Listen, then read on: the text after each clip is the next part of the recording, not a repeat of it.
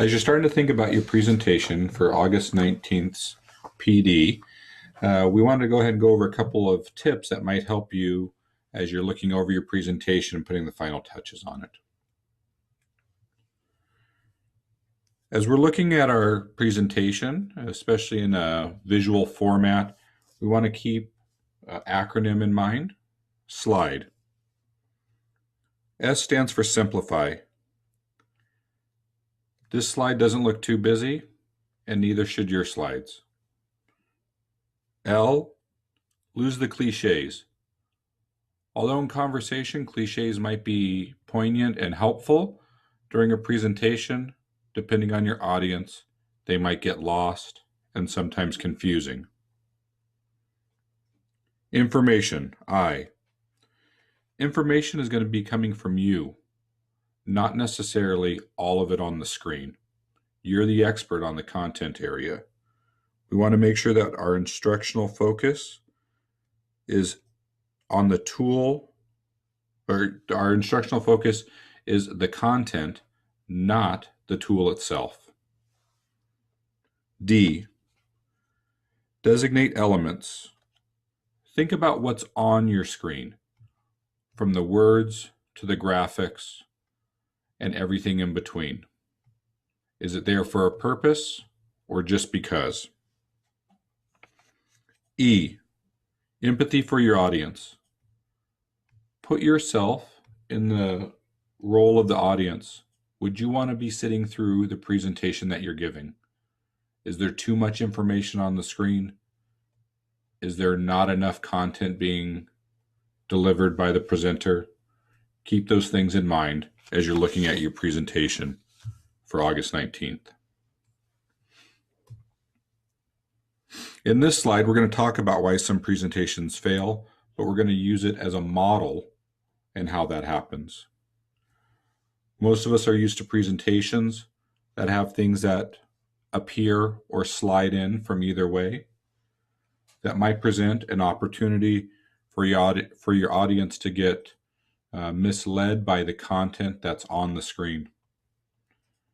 Sometimes presentations don't work because the presenter's not passionate or they're not very well prepared.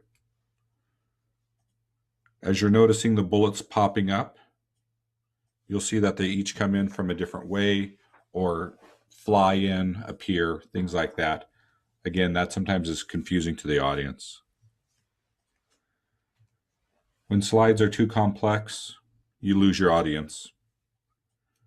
And don't forget, when you're overloaded with bullets, it seems like you're lacking focus with the presentation. Sometimes graphic designs need to be current and up to date. If they're old and out of date, your audience is going to wonder, are you really connected with them during the presentation?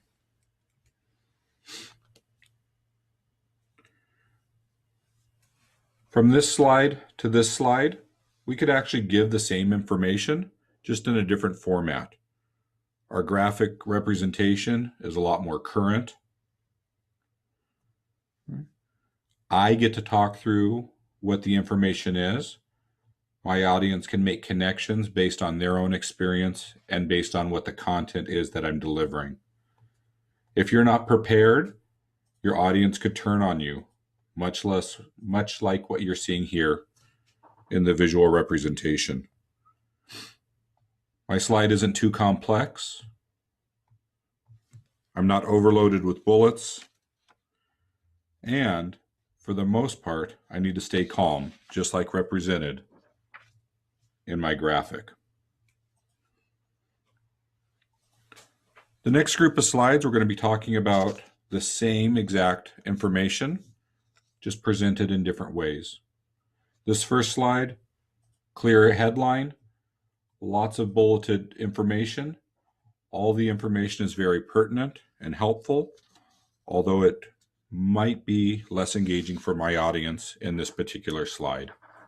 As I transition to the other slide, I notice that visually it might be a little bit more appealing, but again, I still have lots of text, lots of bullets, but there is a difference between those two slides.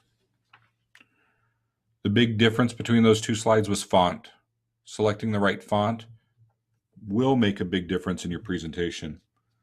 Some fonts lend themselves well to reading from a book or an article or in a newspaper.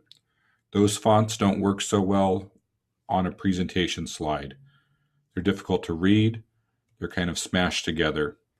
Fonts that do lend themselves to a little bit easier readability on a slide being projected from a projector would be the fonts on the right. Try not to use too many different fonts in your presentation. Stick with the same one throughout. And don't forget, you are an audience member. Can you read that from where you're located in the room?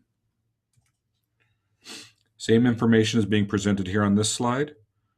I have a headline, I have a graphic, and I still have information. But again, I'm lacking that connection with my audience, and either I'm expecting them to read every single bullet point on this slide, or I'm reading it directly to them. If we kind of improve that a little bit, we can look at this slide and actually see that there is a difference. The font is much more inviting. The graphic is a little bit more up to date. But again, I still have the problem of the information being either read to them, to my audience, or them needing to read it on their own. If I take a look at this next slide, same information from before. Okay. I have a more current graphic, less text, no bullets. And myself as the presenter, I can say not a single African-American student took the exam in 11 states. The exam I'm talking about is AP Computer Science. That information is the same information that was on the slide that we saw previously. It's just conveyed in a different way. Likewise with this slide, I can say in 8 states, no Latino student took the advanced placement exam in computer science. Again, what I'm doing as the presenter though, all I've done is read this information to the audience. If I take it another step further, I could actually have the same graphic that I had, just with 1 or 2 words or 1 or 2 indications of what I'm going to talk about and talk through that. In 11 states, no African American students took the AP exam in computer science. This does present a problem considering African American men made up 6.2% of the population between the ages of 18 and 64 years old. And just 3% of African American men represent scientists and engineers working in the field. Again, as the presenter, I gave you the information. The slide just augmented what it is I was talking about or gave you a visual representation of what that might be.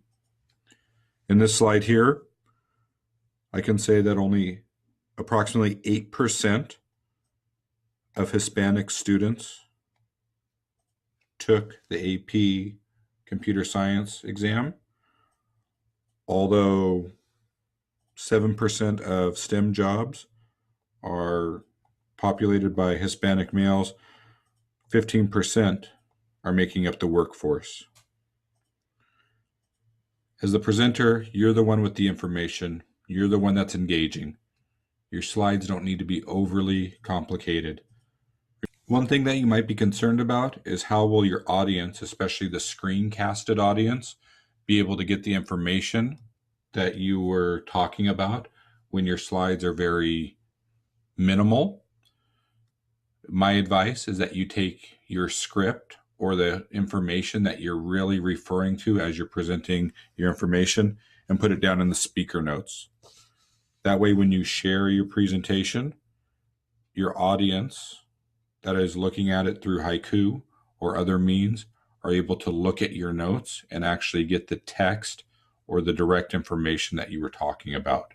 And it would complement the slides that you're seeing on the screen.